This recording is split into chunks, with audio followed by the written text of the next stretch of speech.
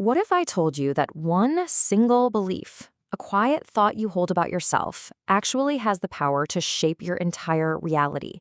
I mean, everything, from your career to your relationships, right down to your own happiness. Have you ever felt that way? Like you've hit a ceiling on your talents, your intelligence, or your abilities? That point where you just can't seem to get any better no matter what you do? Okay, so let's dive into this. According to some pretty groundbreaking research from Stanford psychologist Carol Dweck, when you feel like you've hit that ceiling, you're actually standing at a fork in the road. And this brings us to a tale of two mindsets. So on one path, you've got the fixed mindset. This is the belief that your qualities are basically carved in stone. Your intelligence, your talent, it is what it is. But on the other path, you have the growth mindset.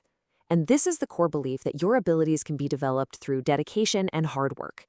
But look closer. You can see how these two simple beliefs create this powerful chain reaction, right? They affect everything: how you see a challenge, how you feel about effort, and even how you hear criticism. But here's the thing.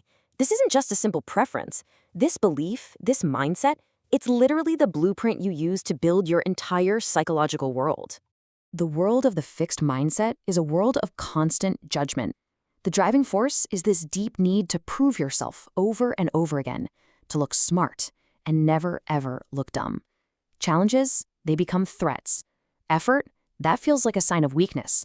And failure, well, failure feels like a final, devastating verdict on who you are.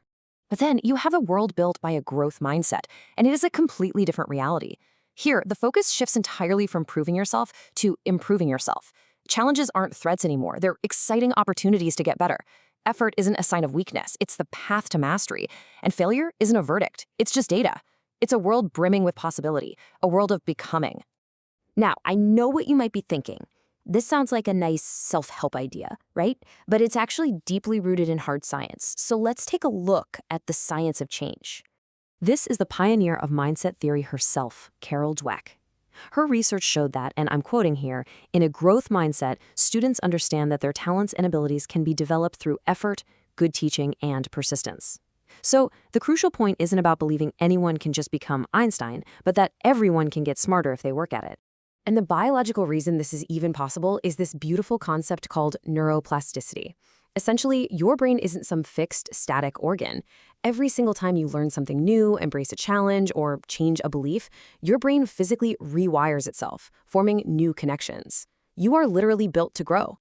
So, what does this all mean for you in your life? What actually happens when you make that choice, when you decide to step onto the path of growth? Well, you start to see your life in full color. Let's start with your career. Imagine you get some tough feedback on a project you poured your heart into. The fixed mindset, it internalizes this as, I'm not good enough. You might get defensive or just avoid that kind of project from now on. But with a growth mindset, the thought is totally different. It's okay, this feedback is a roadmap. What can I learn from this to make the next project even better? You actually start seeking out challenges, not because you have to, but because you know that's where the real growth and, yeah, the real promotions happen. It completely transforms your relationships too. Think about a disagreement with someone you love. The fixed mindset goes into battle mode.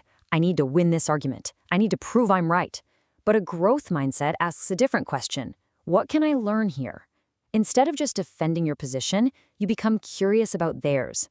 The whole dynamic shifts from defense to discovery, from conflict to connection. You start building relationships based not on being perfect, but on growing together. And maybe most profoundly, it changes your relationship with happiness itself. Someone with a fixed mindset might think, I'll be happy when I get the promotion, or I'll feel worthy when I run that marathon. Their happiness is basically held hostage by the outcome. But in a growth mindset, you find deep, genuine joy in the process. You fall in love with the daily habits, the struggle of getting better, the journey of becoming. Your happiness is no longer a destination, it's the way you travel. This all sounds great, doesn't it? But how do you actually do it? How do you choose growth when your brain is so wired for the familiar? Okay, so this all sounds life-changing, but how do we actually do it? Let's just walk through the first few steps. 1, just hear your fixed mindset voice. Don't judge it, just acknowledge it's there. 2, start to reframe challenges as opportunities to learn something new. 3, focus on praising the process, the effort, the strategy, the persistence, not just the final score. 4, Actively seek out what you can learn from others' mistakes and successes. And 5, okay, this one's my favorite and it might be the most powerful of all.